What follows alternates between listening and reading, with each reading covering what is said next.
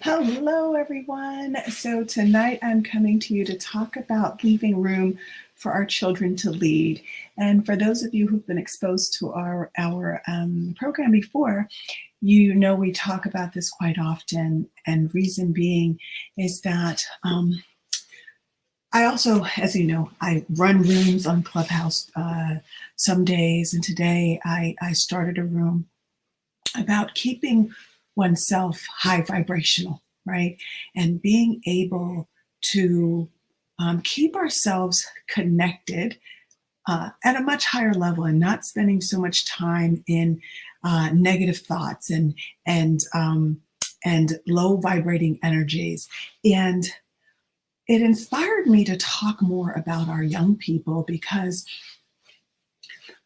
the way that our society is structured, it is the case that we expect children to just be told what to do and then just follow directions and never really to have the ability to speak up on their behalf. Yeah, some of us parents are those parents where we feel like, yeah, our kids have a voice, but we still believe that there are limitations to that voice. And I'm not saying allow a child to be disrespectful. There's no way, shape, or form that I'm saying that, because I don't believe that adults should be disrespectful. I believe in us treating one another in kind. Our children are very impressionable, but they would love to be able to share their insights. And I know sometimes we disregard them as though they don't really have insights, but the more we expose them to content and uh, experiences, the more they do have an opinion and a voice about things.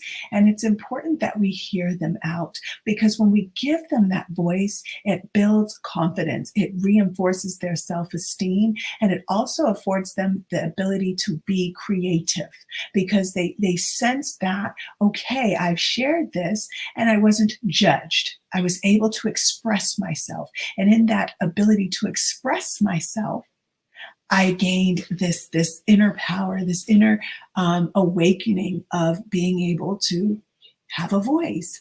And I know that the traditional school system over time has not been so open to this thought process, right? But as you know, I've shared that schools are trying. They've been trying for a long time, but they're trying to move to a more project-based learning pedagogy. We already do that because we understand the importance of it, and we understand the importance of our children being able to lead the way for themselves. And one of the ways, I will give you an example so that it starts to make sense, holistically.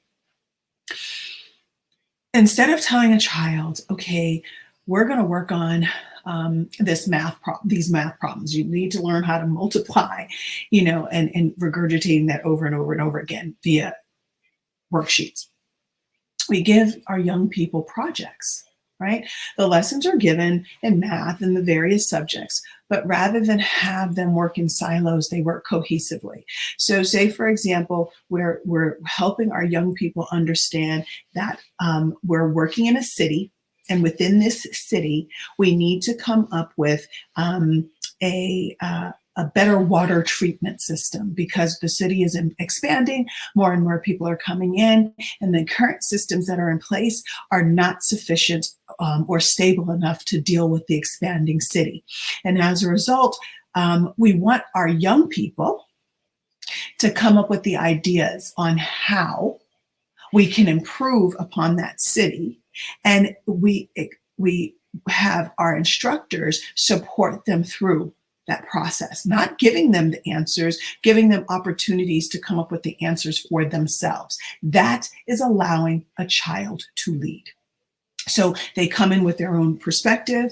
Say, for example, the city is only 10 square miles, but there's a lot of open land that still that belongs maybe to the state, and the city needs to be able to annex it out so that it becomes a part of the city. And then maybe a few miles down the road, there's a water source that needs to be tapped into in order to meet the needs of this growing city. And all of these things our insights that we share with our children. We expose them to the ability to research certain things online so they can gather knowledge. We afford them opportunities to libraries and all types of resources to be able to support their ideas on how they can meet the goals, come up with innovative new technologies, new levels of design and architecture, because remember, it's not limited to just understanding one aspect. So when you're working on a city like that,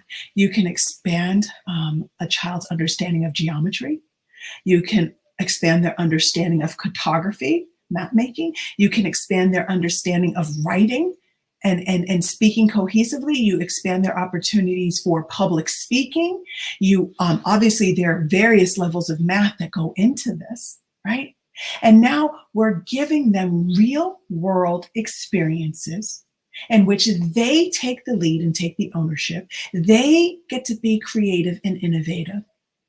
And now we have thinkers, critical thinkers, and problem solvers, as opposed to children struggling with worksheets and doing the same mundane tasks over and over and over again.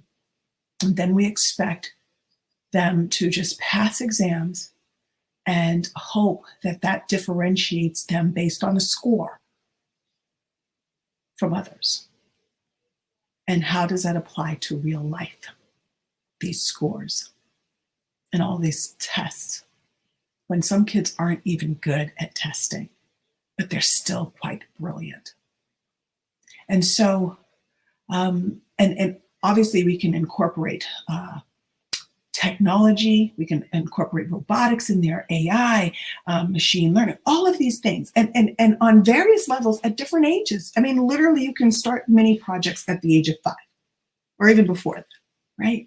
And you can build them out based on the capacity of the child. And the reality is whatever the capacity of the child is going to be determined by what they produce and the level of support they get in producing their project and solving their problem, right? And so I just wanted to be able to highlight today these opportunities that are available to our young people, whether it be if you're attending school and they're starting this process, they're not starting the process. As a parent, you seeking out opportunities for them to be exposed to such level of understanding and expansion of thought and creativity and mind capacity, critical thinking skills. We obviously offer that. Our program for the summer, our Crypto Kids program in our Financially Lit summer series offers that, which is a part of our Boundless Kiddo Summit. That is at boundlesskiddosummit.com. And we also work on mindset and confidence and life mapping. That's our proprietary word. Nobody else owns it. That belongs to us, life map. And we help them reverse engineer where they are today and where they would like to see themselves in the future. And because we operate from the growth mindset, none of that is fixed. They learn very early on that they can transform and transmute that at any time, adjust and modify, because that is the true process of a STEAM thinking learner, right? The engineering design process, the STEAM process of figuring things out and iterating and modifying as we learn more and we gather more. And even though we may have started out with a design, we can always change and modify, improve, or destroy and start over. But it's with all of these open opportunities that we afford our young people the chance to share their true, authentic brilliance with the world.